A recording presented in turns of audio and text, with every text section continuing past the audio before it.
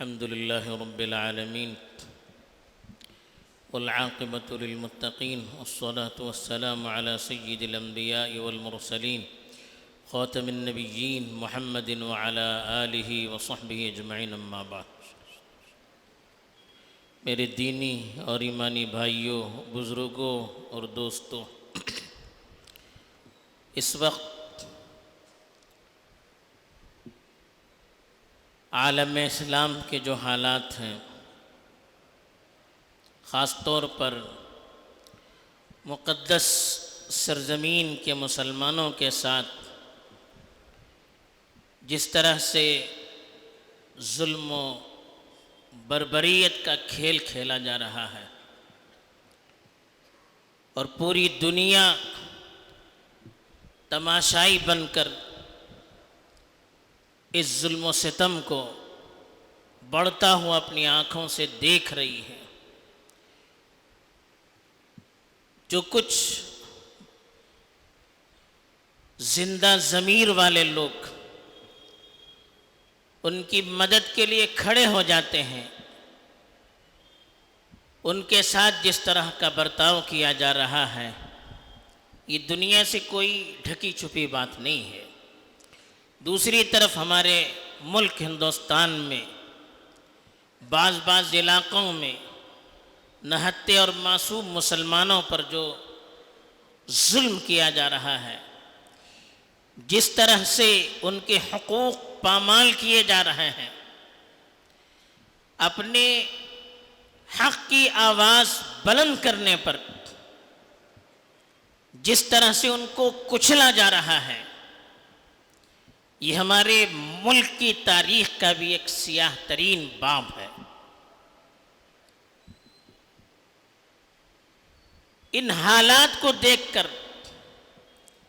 ایک زندہ دل والے مسلمان کا بے چین ہونا فطری بات ہے۔ اگر ان ساری چیزوں کو دیکھ کر بھی کسی کے دل میں درد پیدا نہ ہو، معصوم بچوں اور عورتوں کی آہیں سن کر اگر غم اور غصے کا بادل دل میں امڑ نہ آئے، تو پھر مطلب یہ ہوگا کہ ہمارا دل مردہ ہو چکا ہے۔ دل کے اندر تکلیف ہونا، دل کا بے چین ہونا، یہ قوم اور ملت کی زندگی کی علامت ہے۔ لیکن یہ بے چینی اور یہ غم و غصہ کبھی تو انسان کو اپنے دائرے اور آپے سے باہر کر دیتا ہے، یہ بھی صحیح نہیں ہے، اور کبھی اس کی وجہ سے آدمی مایوس ہو جاتا ہے، اللہ کی رحمت سے بھی مایوس ہو جاتا ہے اور خود اپنی زندگی سے بھی مایوس ہو جاتا ہے۔ حالات کو دیکھ کر، ظلم کی داستان سن کر کبھی یہ بے چینی اس کو مایوس کر دیتی ہے، اور پھر کبھی اس کا غلط نتیجہ یہ بھی نکلتا ہے کہ وہ دشمنوں کے سامنے ہتھیار ڈال دیتا ہے۔ تو یہ کیفیت بھی امت کو برباد کرنے والی ہے۔ ایسے موقع پر ہمیں سب سے پہلے تو قرآن مجید کا مطالعہ کرنا چاہیے۔ قرآن مجید کی آیات جو ایمان اور یقین کا سرچشمہ ہے، جو ہمت اور ولولے کو پیدا کرنے والی ہے، جو اللہ کی طاقت پر یقین کو بڑھانے والی ہے، جو آگے بڑھنے کی دعوت دینے والی ہے، جو حوصلوں کو مہمیز کرنے والی ہے، ان آیات کا ہمیں مطالعہ کرنا چاہیے۔ قرآن تاریخ کا بھی ایک مجموعہ ہے۔ قرآن نے بڑی بڑی حکومتوں کی داستانوں کو قرآن کے اندر بیان کیا ہے۔ ایسے بادشاہ جنہوں نے زمین میں دعویٰ کیا کہ انا ربکم الاعلی، تمہارا سب سے بڑا رب تو میں ہوں، ایسے بادشاہ بھی دنیا میں پیدا ہوئے جنہوں نے ظلم و ستم کی کوئی کہانی باقی نہیں چھوڑی دنیا کے لیے، لیکن کیا ہوا کہ اللہ کی طاقت کے سامنے وہ ٹک پائیں؟ کیا دنیا میں وہ ہمیشہ زندہ رہ پائیں؟ کیا ان کی طاقت، ان کی فوج، ان کی حکومت، کیا یہ ساری چیزیں ان کو بچا پائی؟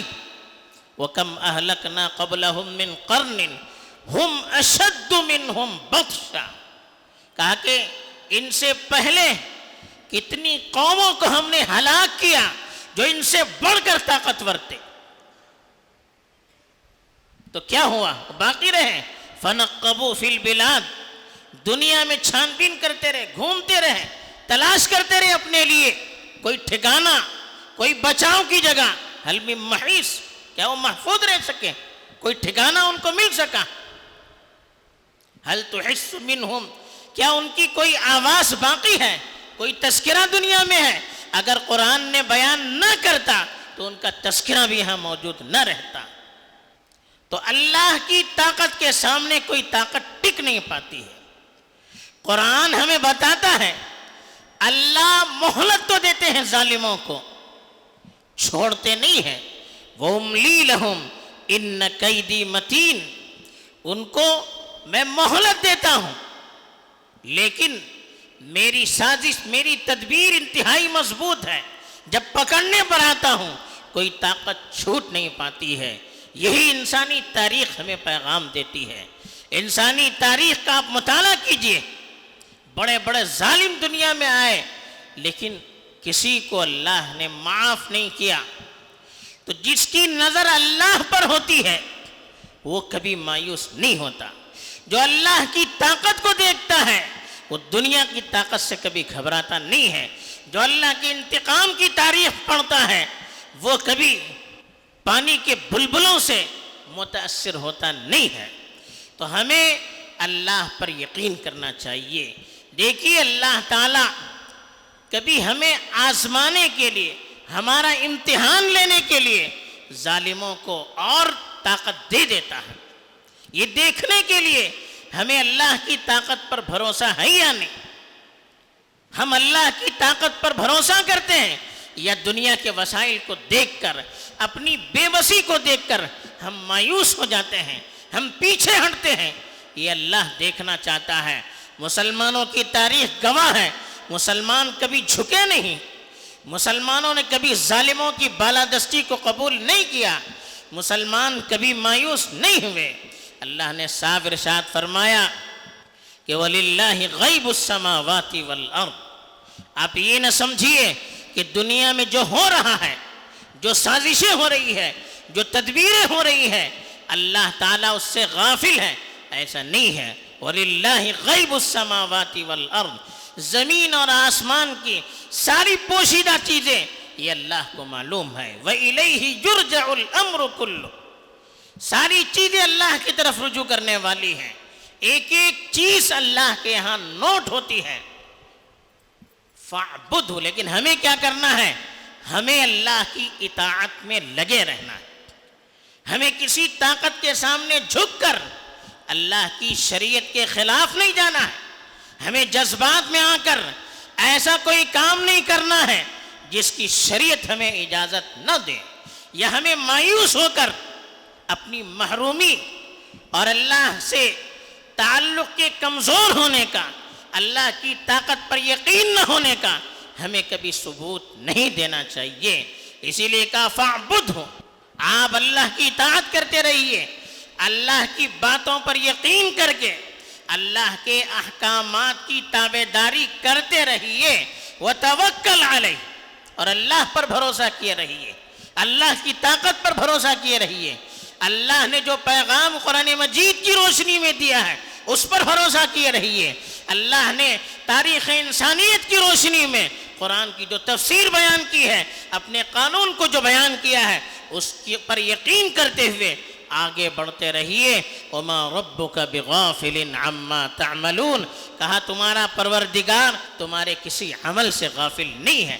اس میں مسلمانوں کے لیے خوشخبری بھی ہے، آپ جو بھی کام کریں گے اللہ کے لیے، اللہ کی شریعت کی روشنی میں اللہ کے یہاں آپ کا ایک ایک عمل پہنچتا ہے، اور ہر عمل جو اللہ کی مرضی کے مطابق ہو، اللہ کے احکام کے مطابق ہو، اللہ کی منشا کے مطابق ہو، وہ عمل اپنا اثر ضرور دکھاتا ہے، دنیا میں بھی اور آخرت میں بھی۔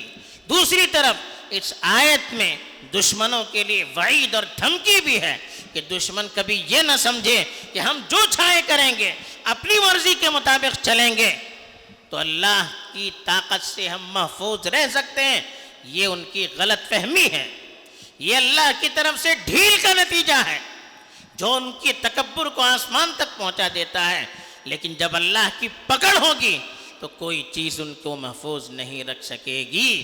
تو یہ ہمیں آج کے حالات میں پیغام ہے اللہ کی طرف سے کہ ہم ایک تو اللہ کی طاعت اور فرما برداری میں لگے رہیں، دوسرے ہمارا یقین اللہ پر ہو، تیسرے ہم یہ یقین رکھیں کہ ہم جو بھی کریں گے ہمیں اپنے وسائل کے مطابق، اپنی طاقت کے مطابق ہم کیا کر سکتے ہیں آج کے حالات میں، اپنے اپنے دائرے میں رہ کر اس کے لیے آگے بڑھنے کا اللہ کی طرف سے حکم دیا گیا۔ ہم جو کر سکتے ہیں اپنی شریعت کی روشنی میں، یہاں کے قانون کی روشنی میں ہم کریں، اللہ کے پاس ہم معذور ہوں گے، ہم اپنے وسائل کے مطابق کریں گے، پھر اللہ کی مدد آئے گی۔ ہمیں مایوس نہیں ہونا چاہیے یا جذبات میں آ کر ایسا کوئی اقدام نہیں کرنا چاہیے جو ہماری شریعت کے خلاف ہو، جس کی ہماری شریعت اجازت نہ دیتی ہو۔ پھر دیکھیے اللہ کی طرف سے کیسے مدد نازل ہوتی ہے، کیسے اللہ کی نصرت آتی ہے، یہ ہم اپنی آنکھوں سے دیکھیں گے۔ اللہ تعالیٰ مجھے بھی قرآن کی آیتوں پر غور کر آگے بڑھنے کی توفیق دے، آپ کو بھی توفیق دے، آمین۔ وآخر دعوانا الحمدللہ۔